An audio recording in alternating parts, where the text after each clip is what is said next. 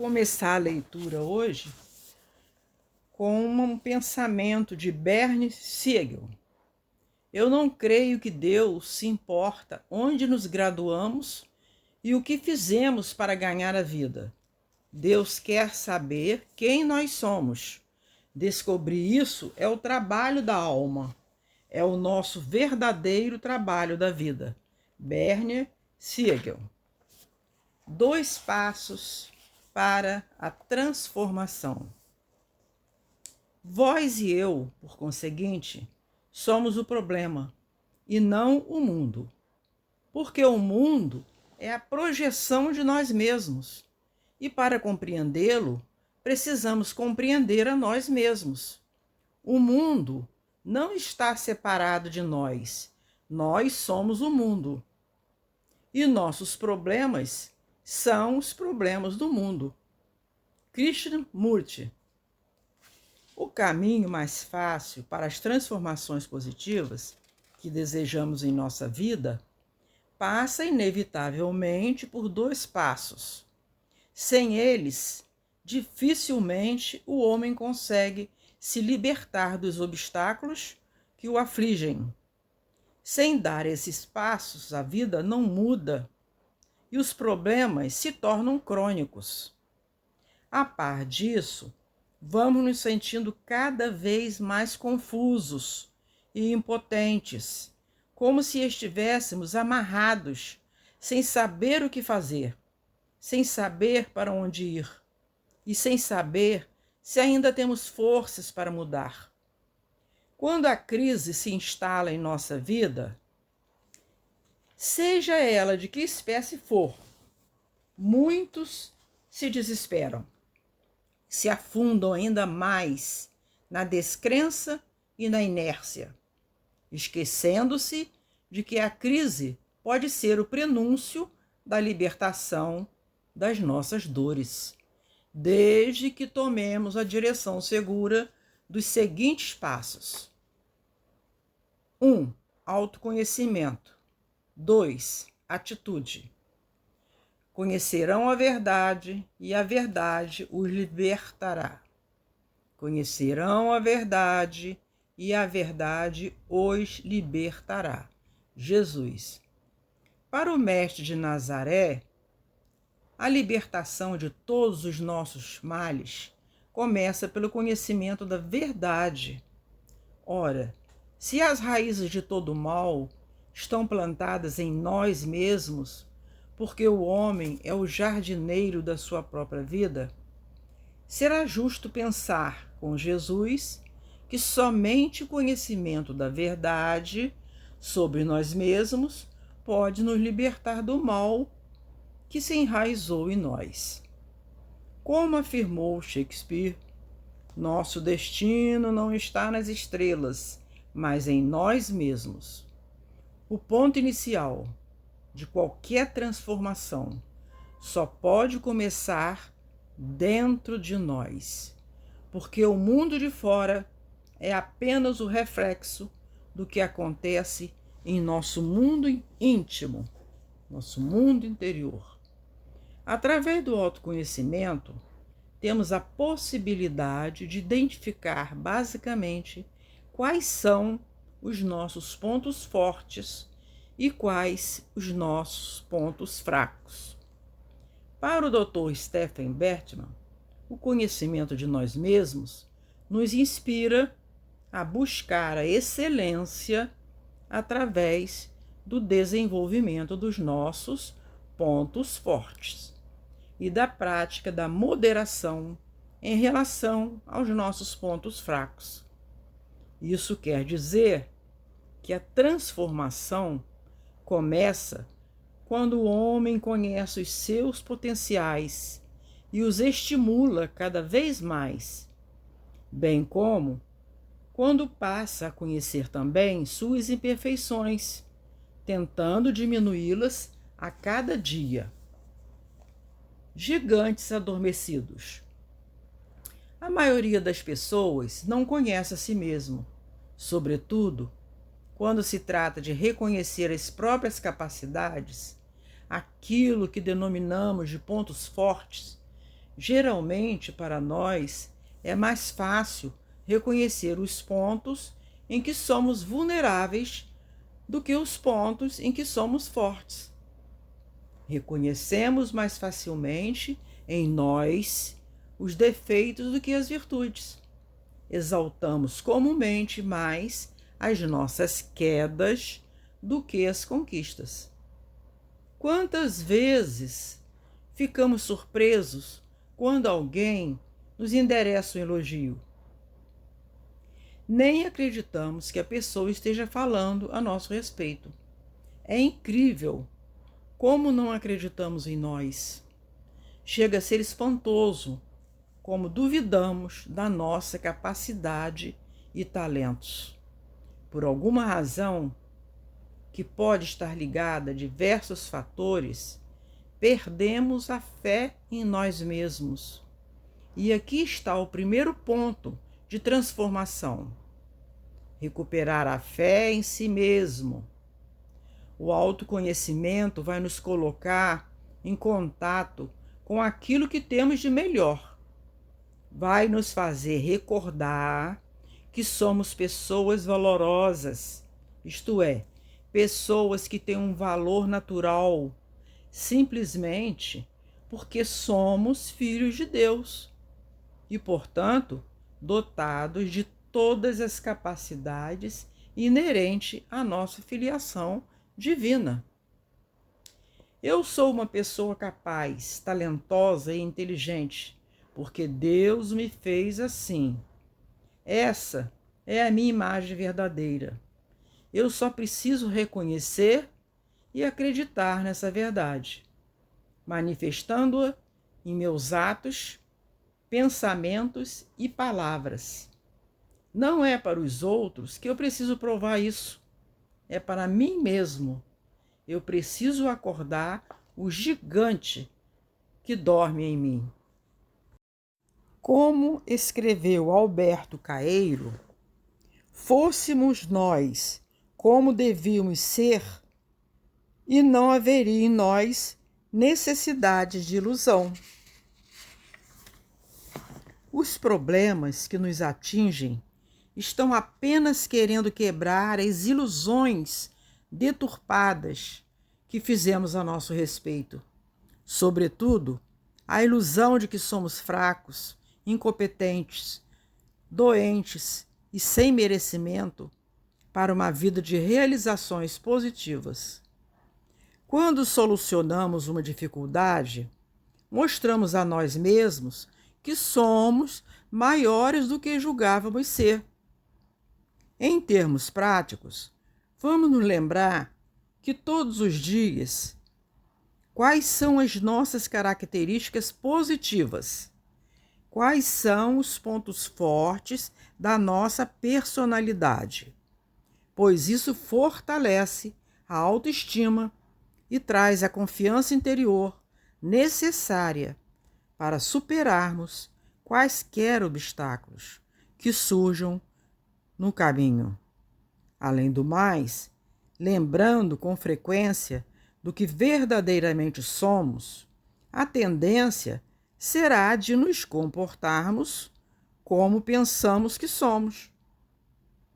O homem tende a agir de acordo com a imagem que faz de si mesmo. Olhe-se como aquele explorador que penetra o garimpo em busca das pedras preciosas da sua alma. Façamos isso diariamente, de preferência, antes de iniciarmos as nossas atividades, como se estivéssemos tomando o nosso café da manhã. Estaremos alimentando nossa alma com nutrientes poderosos, capazes de afastar o sentimento de inferioridade que afeta a maioria das pessoas. Você ainda não descobriu todo o seu potencial. E não deixe também de investigar capacidade e talentos. E não deixe também de investigar capacidades e talentos que você certamente ainda não se deu conta que possui. Precisamos reconhecer nossas potencialidades e expandi-las. Muitos na vida, porém, estão se contraindo, estão fazendo menos do que podem, não desejam qualquer expansão das suas possibilidades de crescimento, embora possam até almejar um crescimento por fora, o externo. Desejam que a vida melhore, mas não buscam a melhoria interior, que somente pode decorrer do nosso aprimoramento físico, intelectual, emocional e espiritual. Querem contração, acomodação, inércia. Por isso, ainda terão que enfrentar fortes tempestades em suas vidas, até que se deem conta que somente a evolução nos põe a salvo dos problemas. Temos infinitas riquezas interiores, porque somos filhos de Deus. Será que já paramos para pensar no que isso significa? Já nos demos conta que herdamos de Deus todos os talentos necessários para vivermos na felicidade? E se vivemos infelizes, é porque não estamos usando os recursos que Deus nos deu. Nosso verdadeiro DNA é de origem divina, como ouvi certa feita do Padre Léo.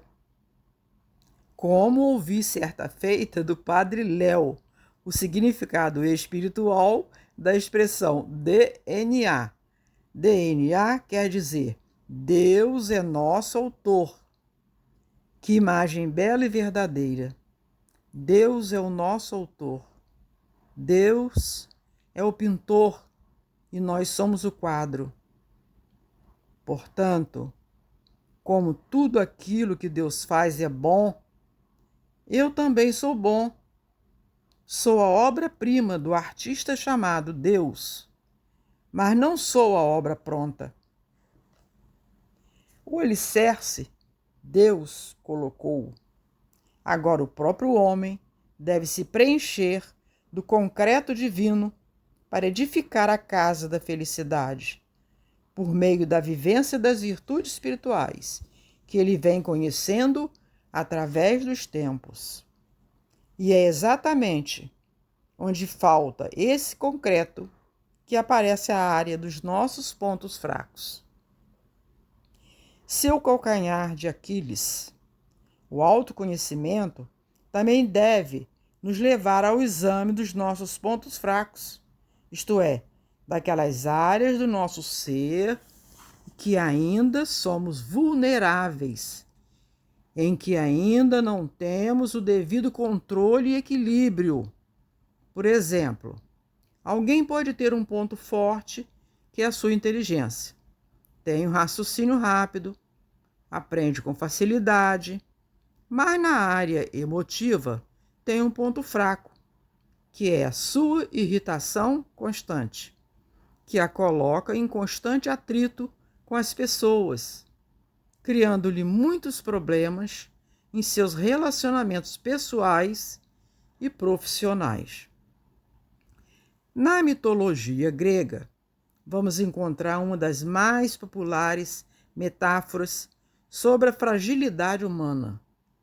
Aquiles era filho de Peleu e Tétis. Desde o parto, Tétis tinha um pressentimento que seu filho teria uma vida demasiadamente curta. Ainda criança, Aquiles foi levado por sua mãe para ser banhado nas águas do rio Estige, pois se dizia que elas tinham o poder miraculoso de tornar invulnerável o que nelas se banhasse. Tétis segurou seu filho, Aquiles, que calcanhar, para mergulhá-lo num rio egípcio, que o tornaria invencível. Dessa forma, por um descuido, o calcanhar de Aquiles permaneceu seco. Durante uma batalha, no entanto, Aquiles tomou uma flechada em seu único ponto vulnerável, o calcanhar, que não havia sido banhado no rio por sua mãe. A partir daí, a expressão calcanhar de Aquiles indica o ponto fraco de uma pessoa. O autoconhecimento irá nos colocar em contato com o nosso calcanhar de Aquiles, ajudando-nos a evitar muitos problemas, bem como a remediar os que já surgiram. Quem se conhece tem a vantagem de mapear os pontos menos fortes da sua personalidade, através dos quais os problemas estão surgindo. É como o bombeiro que, para debelar o fogo, precisa conhecer onde está o foco do incêndio. O homem que não conhece a si mesmo jamais conseguirá ser verdadeiramente feliz, pois ignora que todo o bem e todo o mal de sua vida está dentro de si mesmo. Irmão José, com muita propriedade, esclarece: aquilo que o homem é tende a exteriorizar-se em forma de atitude. O que ele termina por fazer é resultante da luta que trava interiormente. Nosso comportamento é uma consequência do que se passa dentro do nosso mundo interno, o mundo das emoções, sentimentos e pensamentos. Muitas vezes fracassamos na mudança de comportamento porque não mudamos o nosso mundo íntimo. Queremos mudar o mundo de fora, sem mudar o mundo de dentro. Queremos mudar os outros sem mudar a nós mesmos. Queremos mudar os outros sem mudar a nós mesmos. Queremos que o mundo mude sem que nós precisemos mudar um só milímetro.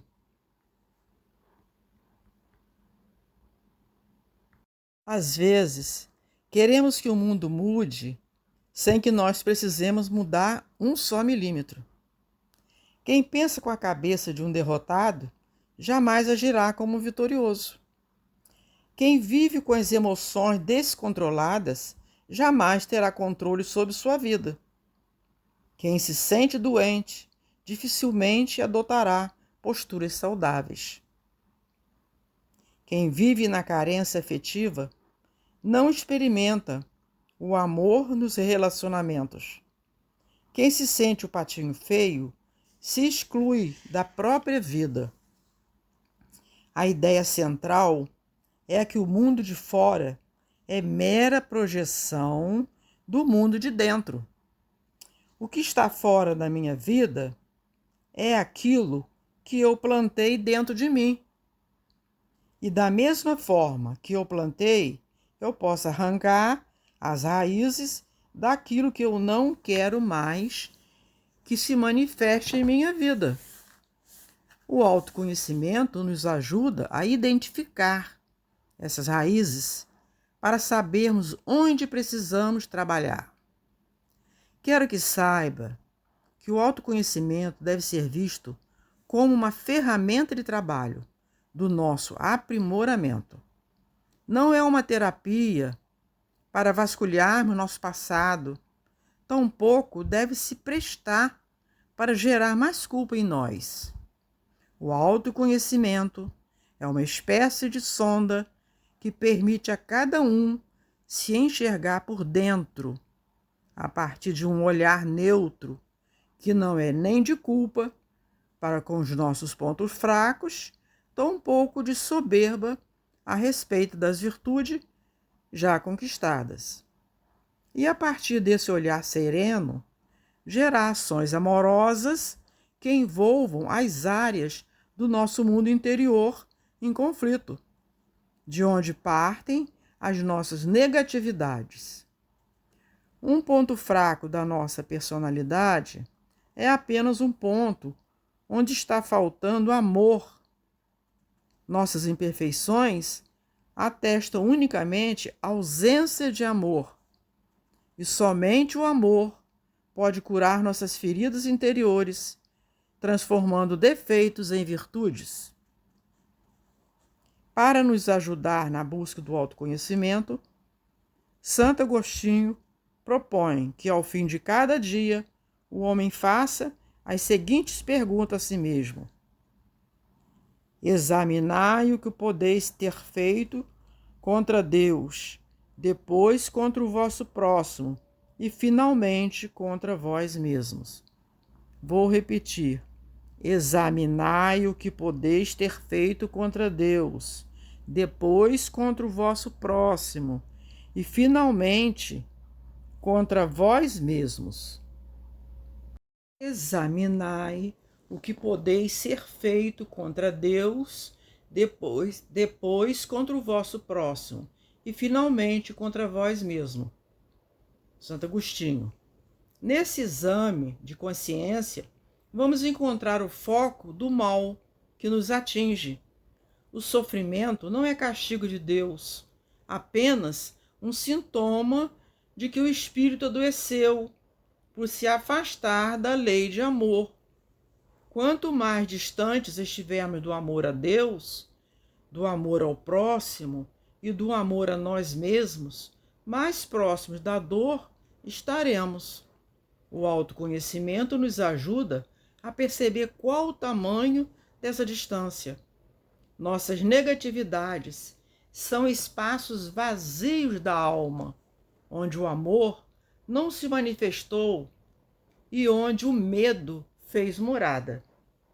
A partir do medo, poderíamos nos tornar agressivos, apáticos, revoltados, egocêntricos, ansiosos, belicosos, vingativos, magoados, enfim, todas as emoções negativas resultam do medo, que no fundo é apenas a ausência do amor. No lugar do medo, precisamos colocar o amor, que cobre a multidão dos nossos erros, como afirmou o apóstolo Pedro.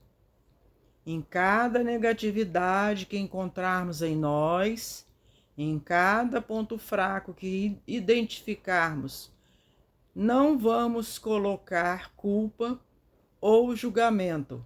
Vamos derramar o amor que cura, afastando o medo, sobretudo o medo de não sermos amados. Em cada negatividade que encontrarmos em nós, em cada ponto fraco que identificarmos, não vamos colocar culpa ou julgamento. Vamos derramar o amor que cura, afastando o medo, sobretudo o medo de não sermos amados. Esse é o nosso medo básico, que tanto nos faz sofrer. Se, por exemplo, descubro que a ansiedade é meu ponto fraco, vou colocar o amor nessa ferida. Vou me sentindo seguro no amor de Deus.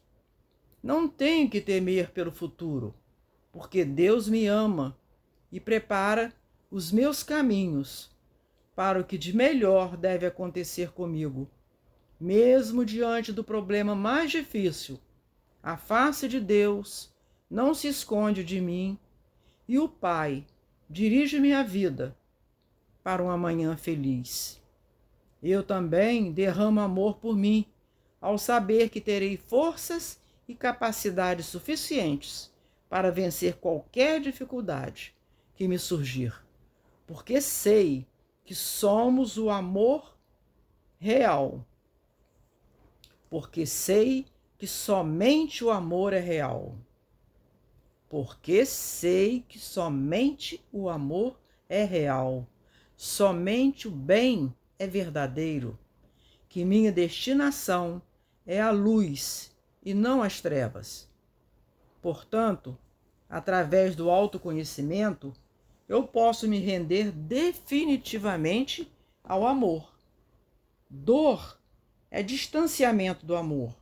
Curar a dor é retornar ao amor. Atitude faz a diferença. Depois de identificarmos os focos interiores do desamor, devemos passar imediatamente ao plano das atitudes que manifestam o amor em nossa vida. E de que forma podemos fazer isso? Comecemos por nós mesmos e nos façamos algumas indagações. Quais são os pontos fortes da minha personalidade? Como posso hoje ser mais amoroso comigo? Que atitudes tomarei para demonstrar isso? Estou comprometido a me tratar como gostaria que os outros me tratassem? Estou disposto a ser mais responsável por mim mesmo, trabalhando pelo meu progresso material e espiritual? Estou empenhado em não viver mais acomodado com os meus vícios e defeitos? Já sei que preciso perdoar o meu passado de equívocos para recomeçar minha vida em novas bases? Em relação ao próximo, também poderíamos nos perguntar: o que devo fazer para melhorar o meu relacionamento com as pessoas?